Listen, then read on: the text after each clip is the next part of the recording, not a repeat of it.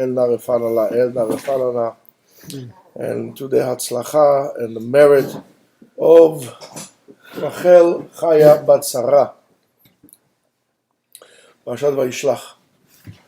This parasha, I usually talk about other things, but this time I'm going to talk about something else. Usually we talk about the fight of Esav and angels and so on. However, in this parasha we read about three different steps in which Yaakov Avinu is taken towards his meeting again of his brother Esav. Rashi tells us in Pasuk Tet, Hitkin atzmo l'shlosha dvarim. He prepared himself for three different options. This is such a fascinating, the way I look at it, certain parts of it at least, in terms of a lesson to life and a lesson in economy. People usually don't make plans. Whatever happens, they put one foot in front of the other and they think they save. Needless to say that sometimes you can put one foot in front of the other and still fall off the cliff. And to have a plan is good, but it's not good enough. To have plan B is also good, but better, but not good enough. 3 is already okay. And that's what he did. That's what Yaakov Avinu did here. It says, Ledoron, give him a gift, Letfilah, for prayer, and he prepared himself to war, if that has to be. Ledoron, it says, Vata'avor hamincha lefanav, and he passed the gifts. We'll get into all of this later on. In front of him, Letfilah, Elokei Avi, Avraham, La Milchama, and we learned from this, Vayaham machaneh hanishar leflita, because he divided his, not only he did those things, he also divided them in his camp into 2 encampments in which if one will go to war, at least the other one will be able to escape and survive. So we know that Yaakov Avinu sent very expensive gifts to Esav. We're talking about few hundreds heads of cattle that he sent to Esav in order to come down and to so-called as a peace offering to him. And at the end, of course, also if he davened to Hashem to save him from the hand of Esav. But together with that, he also said, you know what, this is all nice and good, but I need to prepare myself to war. I'll tell you about reading about war. I'm reading now a book by this guy. His name is Colin Mackenzie. Very, very fascinating stuff. You can really learn a lot about this because life is almost like a battle. You need to prepare yourself as well. So he prepares himself to war in case Esav, in any case, if Esav will decide to attack him, he's going to be ready. And if we therefore are going to examine the logic behind Yaakov's, or 3 ways that Yaakov had prepared himself, it's quite interesting. And to all of us tzaddikim, especially you guys tzaddikim, who says, listen, wasn't it enough that he davened to Hashem and he has emunah, he had bitachon in Hashem? Isn't that enough? What's the problem here? Why does he need to prepare himself to war? Isn't that what you would used to hear all the time? And yet, on the other hand, there's some people, listen, don't daven now, don't pray now, just get yourself ready to work. To war. It's going to talk about work later. Right? So, but he does a combination of all of that. We need to understand how much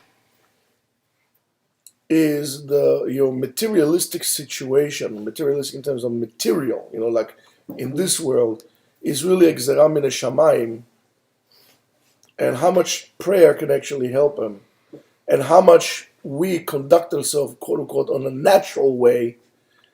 It's very interesting. How much should I do? How much effort should I do? What's the minimum, or what's the minimum necessity of effort that I need to put into all these things?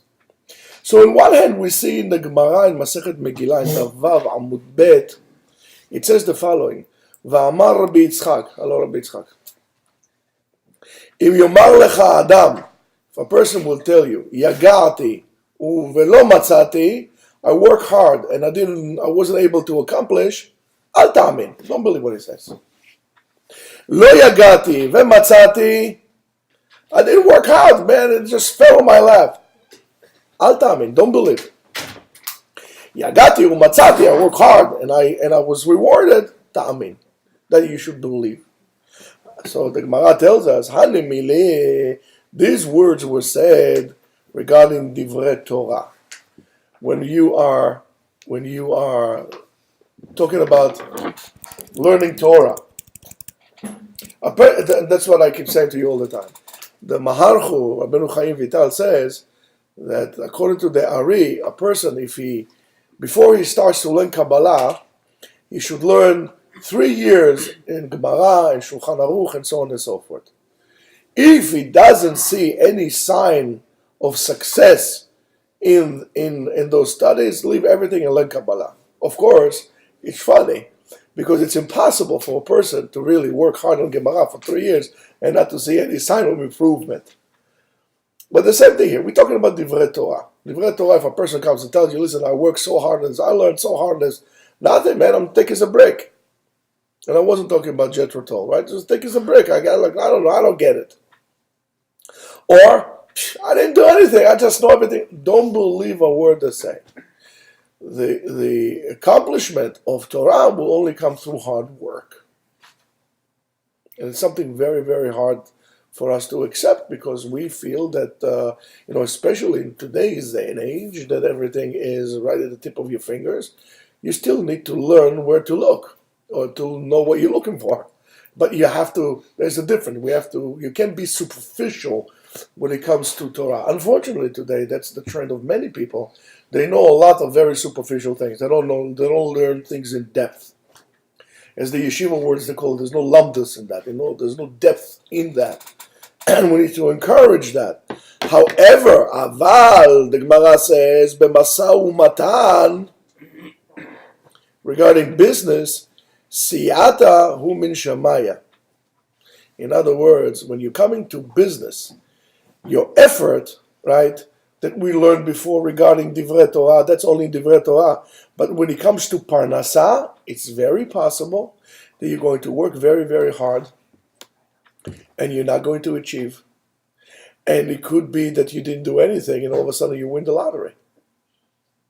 That is possible. And therefore, you learn from this, there's everything, when it comes to that, everything is Gzerat Shamayim. That was dependent on what was decreed upon the person, of course, as we know, on Rosh Hashanah. There are many people who work very, very hard and they really cannot make ends meet. Poverty, and I'm not talking about, being poor, that you're on food stamps and you're driving a BMW and $1,000 sneakers. That's not kind of poorness we're talking about. We're talking about people that work very hard and cannot put bread on the table. Or probably bread is the only thing you can put on the table. But we also see, on the other hand, that the Torah itself made us, or order us to put an effort also in terms of Parnasa. Why? Because the Gemara in Masechet Bava Kama, in Daf Pei He Amud Aleph, brings a Braita, and for Ashkenazi brethren, a Braisa. It says, and I don't say the Sanya, I said the Tanya because they were all Sfaradim. They were from Iraq, right? It says, the Tanya, the Rabbi Ishmael, they said in the Bet Medrash of Rabbi Ishmael, Omer ve'rafeh yerapeh. So in other words, we learn from here that it was giving a permission for the doctor to cure people, to help people, right? And so therefore, a person that caused damage in health to his fellow friend, the Torah obligated him in payments, certain types of payments of compensation, and one of them is the cost of his medical services, whatever it cost him to get better. In other words, pay the doctor. Thank you. So, in other words, we don't say that if the person was injured, that's from Shamayim. Shamayim, they decree the person will be injured. And we should, therefore, if you got injured, let us stay to the side. And let's not help him, because if the Shamayim that cause it, that's his decree. No, we have to do whatever we can in derech hateva, in a natural way, to really cure this person. So I'm going to ask you a question. Therefore, what's the cause? What's magorem? What's the cause? Tefillah, davening, and gzerat shamayim, or your effort, your natural effort? So if we're going to talking about Gemara, let's talk about the Gemara. The Gemara in Masechet Nida, Daf Ayin Amud Bet, and Daf Ayin Aleph Amud Aleph, takes somewhat of an in-between position on that. It says, Shlosha divrei derech eretz. There are three ways that a person, I'm giving you an advice for life.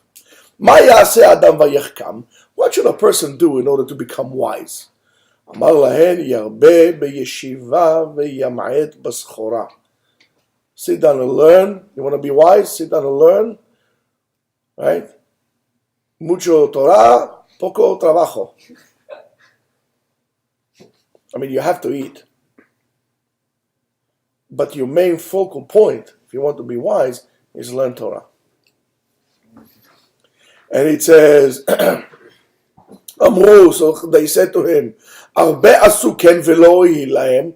Many people tried to do so and still didn't work out for them. So it says, Therefore they have to ask mercy from HaKadosh Baruch Hu, right? Because HaKadosh Baruch Hu is the source of all knowledge, to give them chokhmah. Why shene'emar? Because it says, Ki Hashem iten chokhmah mipiv da'at usvuna. So the Gemara says, mashmalan, right? What does it come to teach us? The ha beloha lo sagya. That this, without this, it's not enough. So you need to put an effort, and you need to also, you have to beg from HaKadosh Baruch Hu. So the Gemara continues, it says, Ma yaseh adam v'yitasher. What should a person do in order to become rich? Amar lahen yarbe b'schora. Yarbe b'schora, should do a lot of business. Ve'isa ve'yiten be'emunah. However, he should conduct his business as ethical, as honest as he can. That's very difficult. Amru lo, arbe asu ken velo ilu. Many people tried to do so, it didn't work out for them. Ela, therefore, yevakesh mimi she'osher shelo. Ask from HaKadosh Baruch Hu, because HaKadosh Baruch Hu is the source of all wealth in the world. Shneimar li hakesef v'li hazahav. Gold and silver is mine. By the way, the gold is going up. So for those of you who want a little tip, invest in silver and gold. It's going to go up. Beli neder. Ma'ika mashmalan. What does it come to tell us? The ha beloha lo sagi. That this, without an effort, without asking HaKadosh Baruch Hu, it's not going to work. Says the Gemara, Ma yaseh adam v'yu lo banim zecharim. What should a person do in order to have baby boys? Says the Gemara, Amar lahem isha ha'ogenet lo. You should marry a woman who is appropriate to him in terms of she is on a higher spiritual level than him. Ve'yekadesh atzmo b'shat tashmish, and sanctify himself when they're intimate. Amru asu arbe asu ken velo ilu. Again, many people try to do so and didn't work out. Ella yevakesh rachamim mimi shehabanim shelo. Ask from that which HaKadosh Baruch Hu, who owns all the boys. So therefore, it's a tremendous musar here. Whether HaKadosh Baruch Hu chose to give you children or did not give you children, that's not up to your effort. That's up to what He wants, and there is a reason for that. And if and when He gives you boys or gives you children, don't forget that they are on a loan from God.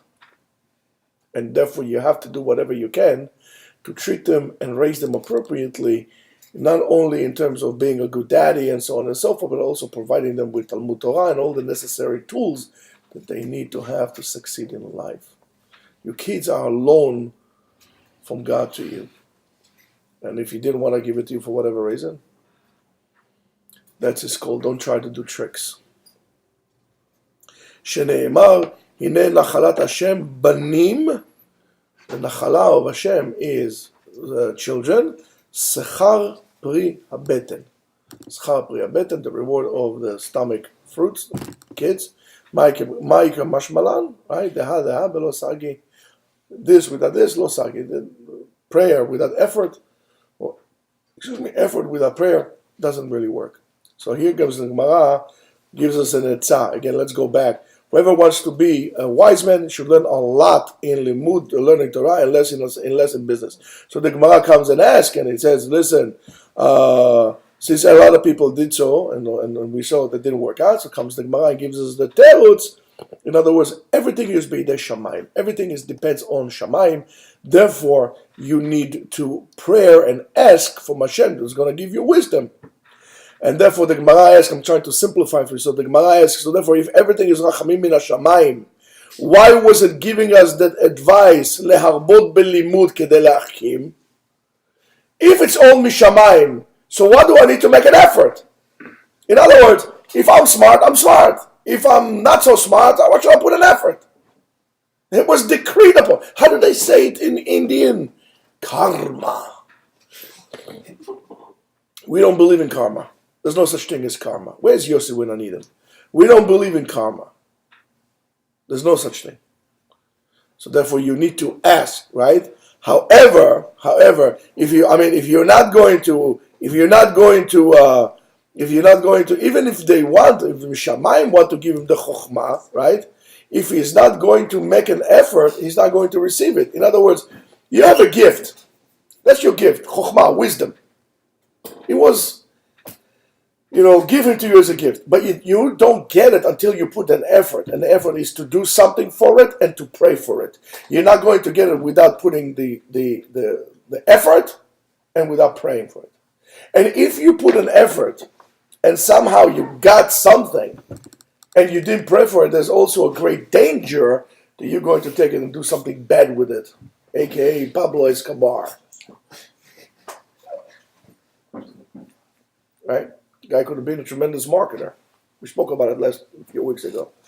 And therefore the same thing also, the Gemara says regarding wealth and regarding children, that needs a combination of a natural effort and also a chamim mishamayim.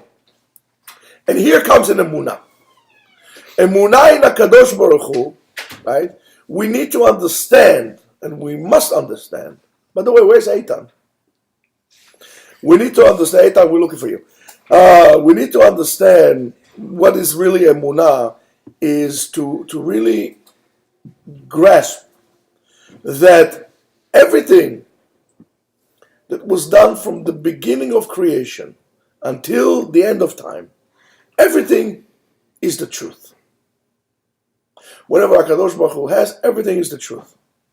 However, because all the chalakim, all the components are not combined together and are not revealed and brought down to the light, we don't see the truth. You think that you could pull tricks on HaKadosh Baruch Hu, you could change your this, you can change your that by just effort. That's not going to work like this. We need to reveal the truth. We need to reveal the truth, and our fault is, and our responsibility that goes hand in hand is to that matter, is ours. Right? If we brought it to the truth, is our fault if we didn't, and therefore it's our responsibility to do that as well. The job of humans, of us, is to bring about everything, to bring everything to the light, and to put all these components together, to do it and to put us together. And when we do so, we become partners in the Kadosh Baruch Hu, with the Kadosh Baruch Hu in creation. Because creation is not just a one-time event, a big bang that happened in history, and since then it's done. No, it is an ongoing process, because it says, HaMechadesh betuvo, he who renew with his kindness, bechol yom tamid, ma'aseh bereshit, right? That's going back to the theory that we are talking about, right?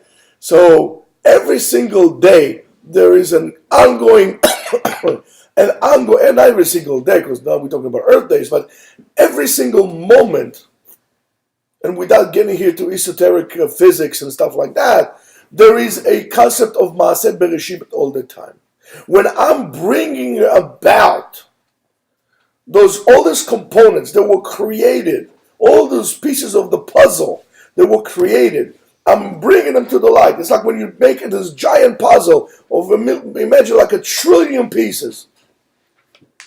So everybody is in charge of one corner, one section. So you need to assort all those pieces to be able to determine good from bad. And then after you assort all the pieces, you put the pieces of the puzzle together. When we do so, we are partners with HaKadosh Baruch Hu in creating this world. We become partners in creation. We're creating a different reality because we bring the emet to the light. Yes, Rabotai, we are talking about not only fake news, we're talking about straightforward lies. What we know, what we think, what we see, if it's not being sealed with a seal of HaKadosh Baruch Hu, that the seal is emet, everything is begeder a sheker, is a lie. In order to determine the truthfulness of your actions, you need to measure them by the scale of the Torah. Because the Torah emet, the Torah is the truth. HaKadosh Baruch Hu emet vechotamo, and his seal is a seal of the truth. And our job is to bring the truth out to the light. That's why when we hear a lie, we are obligated to say that is a lie. And when you hear bad things about Jews, you should open your mouth and don't say, well, it's just some crazy people somewhere. Otherwise, I don't need to tell you what happened this week, unfortunately, in New Jersey, and what some people said after that. And yet, why aren't you all quiet? Why aren't you saying something about it? I'm sure all of you know, I don't know how many hundreds of people on your social medias and the Facebook and the whatever leg notebook and whatever it is that you have over there. Did you say anything about it? Did you protest it? And it's not too late. If you don't say anything, din shtika kedin hoda'ah. When you don't say anything about it, it means that you are agreeing with what was said. And therefore it is your obligation to open your mouth. And that has to do with anti-Semitism. That has to do with the lies that are being spread by some lunatics, crazy buffoons. They don't know a drop of history. Maybe they know it, but they twist it, for example, about the right of the Jewish nation to the land of Israel, Jerusalem being the one and only capital of the Jews and not other country and not other nationality. If you keep yourself quiet, you are as guilty. And therefore we need to bring the truth out to the light. When we bring all this stuff and we're acting the right way, right? Therefore everything is coming back together appropriately. As we saw in Noach, at the time of Noach, they did not act according to the Torah, what HaKadosh Baruch Hu has expected from them, and the whole world was destroyed. When we act appropriately, lefi chukei HaTorah, and we involve HaKadosh Baruch Hu with our decisions, we involve HaKadosh Baruch Hu in our lives. He's there with us all the time there. If we direct our actions, like Hanoch, he became a malach. He became a malach because every action that he had, he dedicated for the sake of God. Then all the pieces are formed together, and then we create harmony. The world is harmonious because we don't bring enough lights to this world. We don't bring enough about the truth out to the light in the world. And that we need to understand and assume responsibility for that. And it's very important for us to know. And then, of course, everything, there's not going to be any kind of lacking or needs in the world. Everything will be fulfilled because HaKadosh Baruch Hu gives us everything. So therefore we saw also that this is what Yaakov Avinu did. He did all the possible efforts that he could, whether it's to try to make up with Esav, whether it was to prepare for war. However, he also asked HaKadosh Baruch Hu for mercy. But in a way, the question should be asked, why did HaKadosh Baruch Hu make the world like that we need an effort? And if it's so, if everything's dependent on Akol Talui, Akol Beidei Shamayim, why did HaKadosh Baruch Hu make it like that? We say Akol Beidei Shamayim Chutz Meirat Shamayim. So let's look at this quickly about this. The Ramban writes in Bereshit, in Perek Vav Yutet, regarding the building of Tevat Noach, as we said before, Yadua, and I'm quoting, Ki achayot rabot meod. There are many animals. It's always a question, always bothering. There's so many species of animals. If I was Noach, and thank God I'm not Noach because I would probably fail, but if I was Noach, I would say, wait, God, wait. Rak shniya, rega. You know how many animals are there? How many birds out there? How many bugs out there? I'm going to fit them all. What is that? The Bronx Zoo cannot hold all of them. I'm going to put it all in a boat. I mean, the boat was not as big even as an aircraft carrier. I'm going to put all the boats there. And I lo yachol. Tishma, Rebbeinu Shalom, go find somebody else. I'm fire here. You know, I cannot do this, but you're asking me things I cannot do. But you're sending me to fail. Right? We hear this all the time. Why did HaKadosh Baruch Hu made to failure? So we heard this all the time. And the Rambam says, "U'men chayot rabot, u'men gdolot kepilim." There's some elephants and some bisons, tatankas over there, right? And so many birds and so on and so forth. Not only that they have to be in the teva, they also have to fruitful and multiply in the teva, right? Wait, and I have to feed them? Why would I get Amazon delivery for Bonzo for everything there? How am I going to do this? It's impossible. I can't do it. And not only for a day, for a whole year. You know how much food goes? Rebbeinu Shalom Tishma. This is impossible. You can't ask me that, right? However, it was a miracle. It was the nes. Ihzik muat et hamerubeh. A little bit was enough to sustain a lot. Ve'im tomar, and if you would say, Ya'asena ktana ve'yismoch al hanes hazeh, make a little effort and then rely on the miracle, right?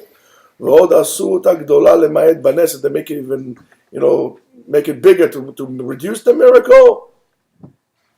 Ki ken haderech bechol hanesim shebatorah u'beneviim. When it comes to miracles in the Torah or in the prophets, la'asot ma shebeyad adam la'asot. You're not asked to do more or less on whatever is you're able and capable of doing. Nobody's asking you to do more than what you're able to do. Miracles happen because you did. This is very important to understand. You did what you could and were supposed to do and were asked to do. Nobody's asking you to split the ocean. HaKadosh Baruch Hu just go. They went, so the ocean was split for them. They could take all the sticks in the world and just bang it on the water, nothing would split. HaKadosh Baruch Hu says, what are you yelling? Just go. And they went. And guess what? Then it split. It says, La'asot ma shebeyad adam la'asot, the person needs to do what he needs to do, ve'hash'ar, and all the rest, yeh beidei shamayim. HaKadosh Baruch Hu in heavens will take care of everything like that.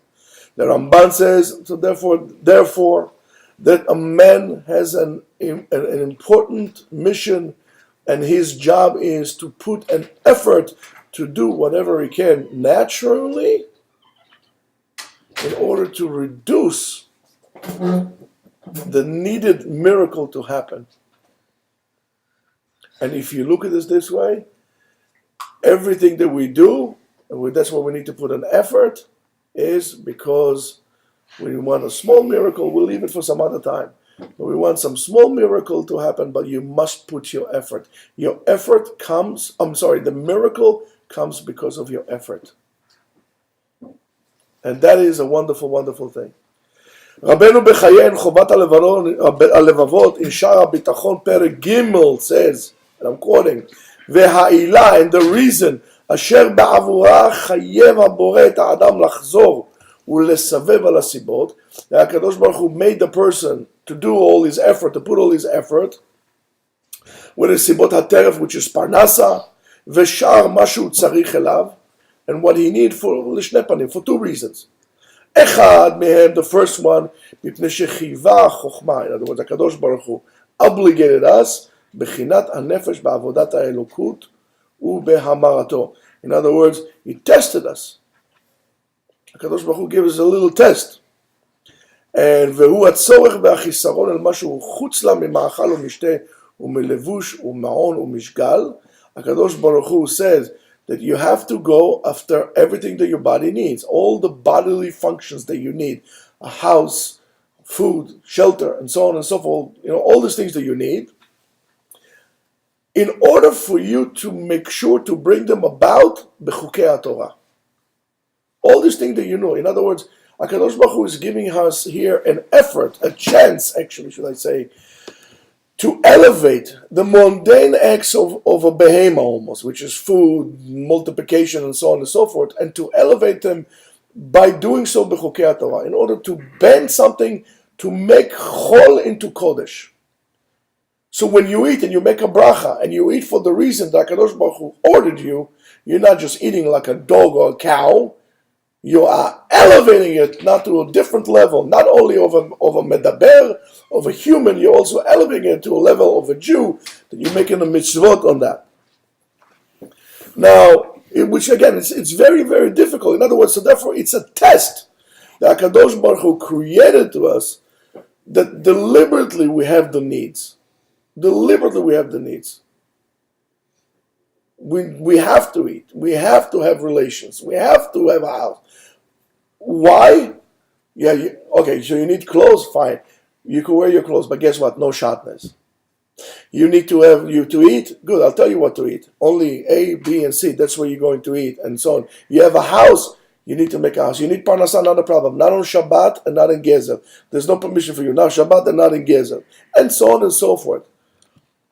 So the reason why, the second reason, right? So therefore, we need to find the way and sanctify our ways and make it kodesh lechol. It's a test that we need to do. And the second reason the Chovat HaLevavot brings, it says, "V'asheni ki'ilu lo hutzrach ha'adam litroach v'lechazer u'lesavev la'avaat torfo." If a person did not need to put an effort to bring about all his necessities, and not the bare necessities, the real bare necessities, right? Not there, right? Haya boet verodef achar avot. You would chase after averot. You will chase after the wrong ways. Velo haya mashgiach, and you would not pay attention al mashu chayav bo al tovat ha'elokim, and you would not pay attention to what is that you needed because what God gave you in His kindness. And it says vaya chinor v'tov v'nevel v'tov v'chalil v'yain mishtahem. In other words, if you don't do it like this, all you care about is sex, drugs, and rock and roll. In other words, as Yeshaya says in Perek, hey, all they do care is about music, having, being promiscuous, and listening to music all day long. I mean, we're almost there, if you see it. I try not to listen to music, at least when I drive my car. I like the sound of the engine. Get a V8, you know what I'm talking about. But that's, there's something about it. There's something about this going, for example, going out to nature, not to have earphones in your ears and so on and so forth. It's a totally different experience. You forget about everything. The messages that are coming through this thing. And if we would not do it, if HaKadosh Baruch Hu would not hold the reins a little bit for us, we will not ask for Him for anything. And then we'll say, listen, I'll do what I want. So HaKadosh Baruch Hu holding His back a little bit. In other words, it's just the complete opposite of what we are doing today, right? As the Rabbi Mikotsk said, the Kotzker Rav says, he says the biggest problem of poor people, pay attention, I love it. I just simply love it. The biggest problem of poor people, who's playing there with the cup? The biggest problem of poor people is that they think that if they were rich, they will be happy. Your happiness is not dependent on how much money you have. He says, and that's a bitter mistake. Why? Sheken ha'osher ha'amiti. The true joy is not dependent on external reality, but rather with a spiritual connection, an emotional and spiritual connection to ourselves and to HaKadosh Baruch Hu. And you find it by the pasuk, by the verse that says, Ezu Ashir Hasameach Bechelko, who is happy, who is a rich man, he who is happy with his own share. And it seems like in today, it really is quite broken the way we're thinking, because we say that money will bring us to joy and so on and so forth. That really goes to everything like this. It goes even to Olam HaKodesh. We think that if we're going to pour a lot of money and we're going to build big synagogues and so on and so forth, we're going to be happier, we're going to be more religious. And it's not really, Lema'aseh, it's not really the case. I mean, you could see the example of the Reform and Conservatives that build shuls that are bigger than what we are building today, and they're all empty. And yet, those who had little shtibelach and small places like this, over there was big simcha. There's a certain shul in my neighborhood. I mean, people, when I tell them, they think I'm crazy.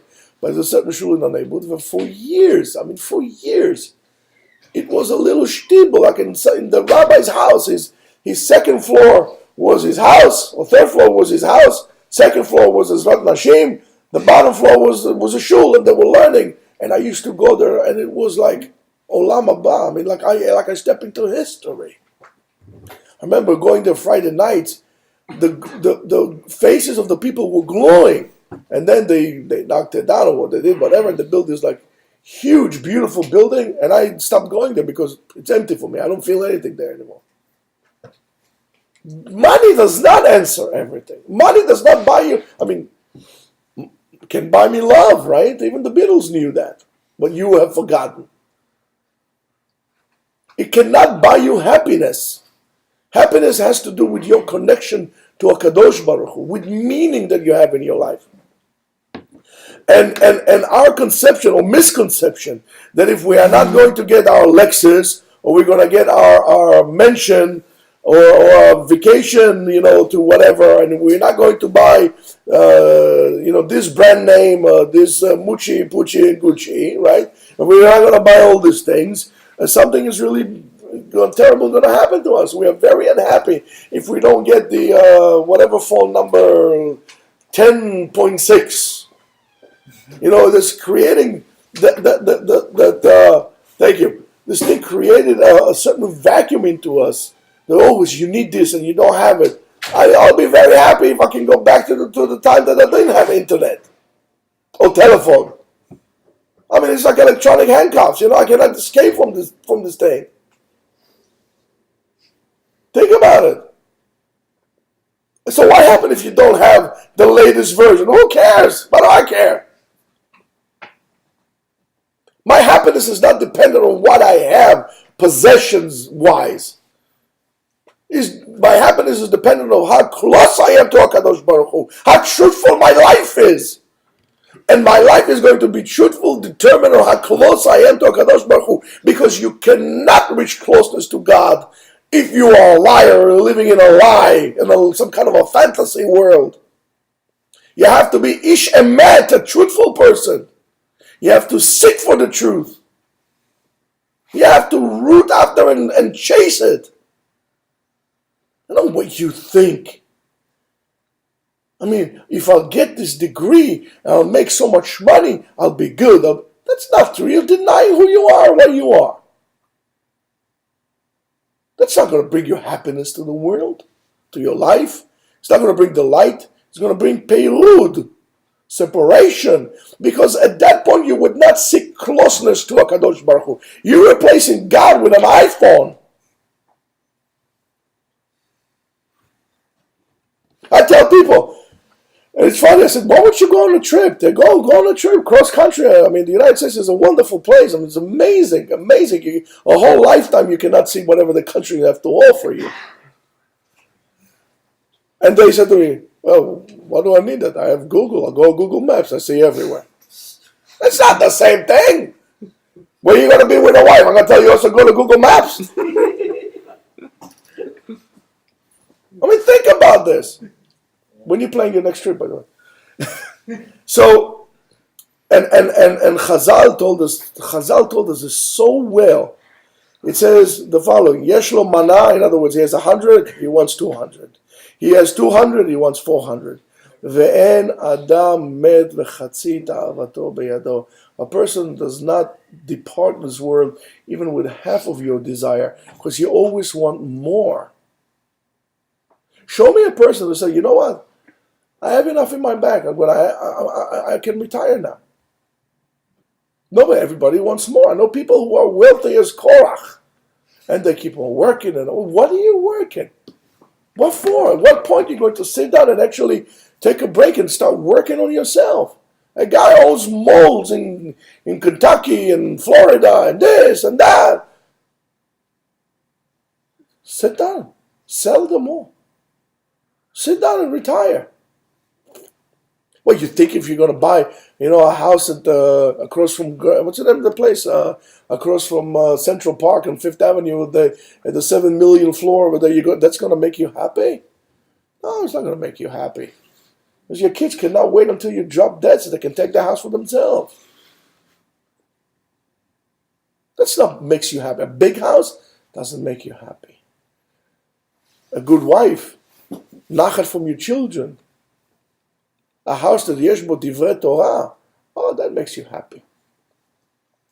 When you're going to see Be'ezrat Hashem, all of you, you should not only see your grandchildren, but your great-grandchildren, olchim b'derech HaTorah. Ribono shel olam, what does a person need more? When you see your grandson saying Kriyat Shema, you choke from tears of joy and happiness. Say, Ribono shel olam, what did I do to deserve this? Thank you. Thank Hashem for that.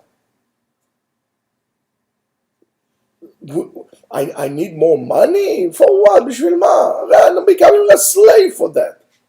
Did I learn enough Torah? Before I'm running to new endeavors, Rabbi, I'm going to take this big project now. I'm sorry, I'm not going to come to yeshiva. Well, why did you come to yeshiva? Well, you disconnected yourself from the umbilical cord of life. Why? To die spiritually. Why? It's enough money.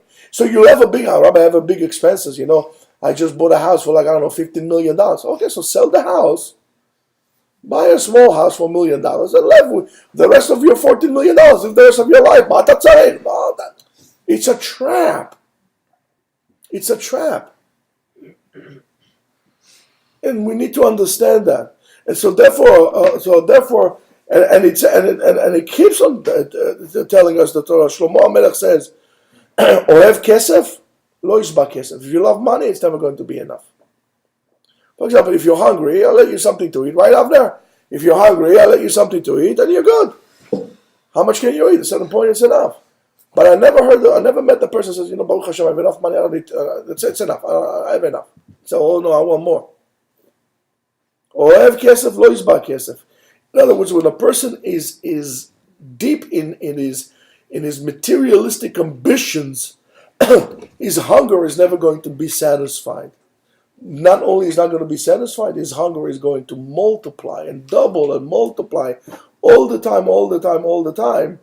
And a person that falls in this trap of desire, of being greedy, of greed, and so on and so forth, is never going to feel happy, because he's never going to feel he has enough. He's always going to feel he's lacking something. And that's why when Chazal tells us, the Torah tells us, it says, what do we say about it? Vayishman Yeshurun Vayivat. So we always say when the Jews get wealthy, they say, I don't need God. Because now it's okay, I'm on my own. But I'm going to tell you something else. Also, there's another one. He said, listen, I'm working so hard. I work so hard, Kadosh Baruch Hu doesn't give me. Because it's never enough what he gives you. If you're going to take, and I challenge all of you and all of you who listen, who watch, and those who are here, take an inventory. Sunday, most of you don't do anything anyway. So instead of watching YouTube and Netflix and all the other stuff, take a notebook, not a sheet, a notebook, and write down item by item, misrochnal ve'ad sandal, every single thing that you own. You have 2 pens, write 2 pens. You have X amount of shoes, right? X amount of shoes. Everything that you own. You have X amount of white shirts, X amount of blue shirts, suits, shorts, everything. From a pin to a Mustang. Everything that you own. And you'll see how much you have. And how many things do you have that you don't even need. And you keep on buying. But don't you think something is wrong with you? So it's never going to be enough. It's never going to be enough. That feeling of wealth or poorness is very subjective. It is not necessarily what you have, it's more of how you feel. And that's a matter of perspective. And perspective is a gate for happiness. The way, if you have a good perspective, that you're going to be very happy with your life. And if you have a bad perspective in life, you're going to be miserable. And since you feel like this, you're never going to have the time to actually Hodu Lashem Kitov, Ki L'olam Chasdo. You're never going to have the effort to thank Hashem. So therefore, we will make more sins. We will make more averot, Chas v'shalom.